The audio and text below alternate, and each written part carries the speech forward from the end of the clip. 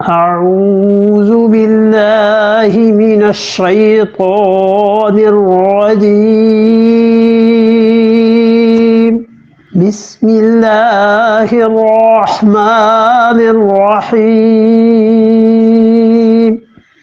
إن الله لا يظلم مثقال ذرة وإن تك حسنة يضاعفها ويؤت من لدنه أجرا عظيما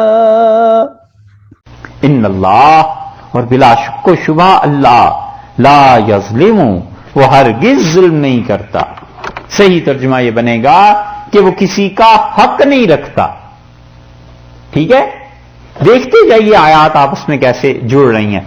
وہ 9 تم ان کا حق پورا کرتے رہو، اور یہ 2 کام، یہ 5 موانع جو گنے ہیں، رکاوٹیں، یہ نہ کرنا تو تمہارا حق کچھ بنتا ہے۔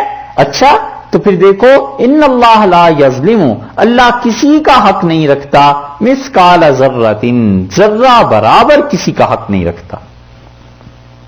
2 ترجمے کیے گئے ہیں۔ ذرہ ایک تو وہی جو اردو میں استعمال ہوتا ہے، تل برابر، رائی کے دانے کے برابر، ذرہ برابر، اور ایک چیونٹی کی جو سب سے چھوٹی قسم ہوتی ہے، سرخ چیونٹی کی، جو صحراؤں میں پائی جاتی ہے۔ ایک تو چیونٹیاں ہمارے یہاں ہیں نا، شاید اس کا بھی 10واں حصہ وہ ہوتی ہے، بالکل چھوٹی چیونٹی، اس کو عربی میں کہتے ہیں ذرہ۔ تو پھر یہ ترجمہ ہوا کہ اللہ اس لال رنگ کی جو سب سے زیادہ چھوٹی چیونٹی ہوتی ہے، اس کے برابر بھی کسی کی نیکی اپنی طرف نہیں رکھے گا، اللہ اسے اجر دے دے گا۔ وَإِن تَكُ حَسَنَةً، اور اگر نیکی ہو نیکی، یہ نہ ہو جسے تم نیکی سمجھے ہوئے وہ نفی کر دی، ہو نیکی، ریاکاری نہ ہو، بخل نہ ہو، احسان کا جتانا نہ ہو نیکی، یضاعفھا، اللہ اسے دگنا کر دے گا۔ ایک ترجمہ یضاعفھا، اللہ اسے کئی گنا کر دے گا، حتیٰ کہ حدیث میں آیا ہے 1 نیکی 20 لاکھ گنا اللہ کر کے اسے دے دے گا۔ کوئی حد ہے؟ 1 روپیہ خرچ کر دے، $1، اور قیامت میں پتہ چلے $20 لاکھ دے دیے ہیں کہ لو یہ سب تمہارا ہے، رکھو اپنے پاس۔ کوئی حد ہے خدا کے اضافہ کرنے کی، فرمانے کی؟ ان تک حسنۃ یضاعفھا، اور اللہ اسے کئی گنا زیادہ کر کے تمہیں لوٹا دے گا، تم نیکی کرو۔ دیکھا ہے، دل کھولنے کی بات کی کہ اپنا دل کھلا رکھو۔ ہمارے ساتھ بات کر رہے ہو، ہمارے ہاں دیکھو، ہم ایسے کر دیتے ہیں۔ لیث ابن سعد رحمۃ اللہ علیہ جو شامل تھے امام ابو حنیفہ رحمۃ اللہ علیہ کی فقہ کی جو کونسل انہوں نے بنائی تھی، اور لیث ابن سعد اجتہاد کرنے کے باوجود امام ابو حنیفہ رحمۃ اللہ علیہ کے قول پہ فتویٰ دیتے تھے۔ ان کے پاس ایک عورت آئی اور اس نے مانگا کیا؟ اس نے کہا میں غریب عورت ہوں، اور طبیب حکیم نے کہا ہے کہ میں اپنے شوہر کو شہد پلاؤں، تو یہ پیالہ ہے، آپ تھوڑا سا شہد دے دیں گے؟ تو لیث ابن سعد رحمۃ اللہ علیہ نے اپنے نوکر کو کہا کہ مشکیزہ بھر کے اسے دے دو۔ تو اس نوکر نے کہا حضرت اس نے تو پیالہ مانگا ہے شہد کا۔ فرمانے لگے وہ اس نے اپنی ضرورت کے مطابق مانگا، اور ہم نے اپنے ظرف کے مطابق دینا ہے۔ یہ بندوں کا حال ہے۔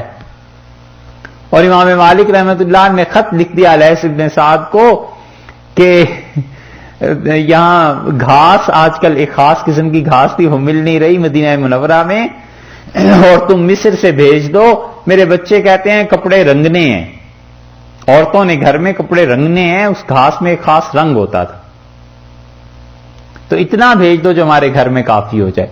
لیث ابن سعد رحمۃ اللہ علیہ نے مصر سے پورا جہاز لدوا کے بھیج دیا، اور امام مالک رحمۃ اللہ علیہ کہتے تھے میں نے سارے مدینہ منورہ میں تقسیم کی، لوگوں کو کہا لے جاؤ، اس کے باوجود ہمارے گھر میں بچ گئے۔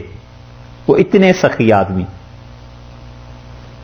امام محمد رحمۃ اللہ علیہ فرماتے تھے وہ ایک جگہ گئے اور کشتی میں کسی کو ساتھ رکھا، سیر کرتے رہے دریا میں، واپس آئے، اپنے مہمانوں کو کھانا کھلایا، تو کسی نے پوچھا کسی سے کہ یہ دوسری کشتی کیا تھی، تو اس ملاح نے کہا 10 سال سے مجھے ساتھ رکھا ہوا ہے اور اپنے مہمانوں کو اس کشتی میں لے جاتے ہیں، اور ہماری کشتی میں صرف کھانا ہی پکتا ہے اور ان کی کشتی میں پھر پہنچا دیا جاتا ہے، جو مہمان ہوتے ہیں انہیں کھلاتے ہیں۔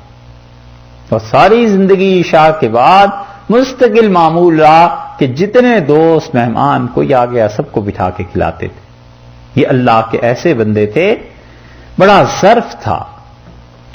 تو بندوں کا یہ حال ہے، خدا کے بندوں کا، خود اللہ کا کیا حال ہوگا؟ سوچنے کی بات ہے نا، کہ اس نے بندوں کو ایسے دل دیے ہیں کہ پیالہ مانگیں اور مشکیزیں دے دیں لوگ، تو خود اللہ وہ کہتے ہیں ان تک حسنتن، اگر نیکی ہے نا یضاعفھا، ہم اسے کئی گنا کر دیں گے، وَيُؤْتِ مِن لَّدُنْهُ، اور تمہاری نیکی کے علاوہ بھی وہ اللہ دے گا مِن لَّدُنْهُ، اپنے پاس سے، اجرًا عظیما، بہت بڑا ثواب اپنے پاس سے دے دے گا۔ جو تم نیکی کر کے لائے ہو اس کا تو اجر دینا ہی دینا ہے، ہم اس کے علاوہ بھی ثواب دے دیں گے، بہت ثواب دے دیں گے۔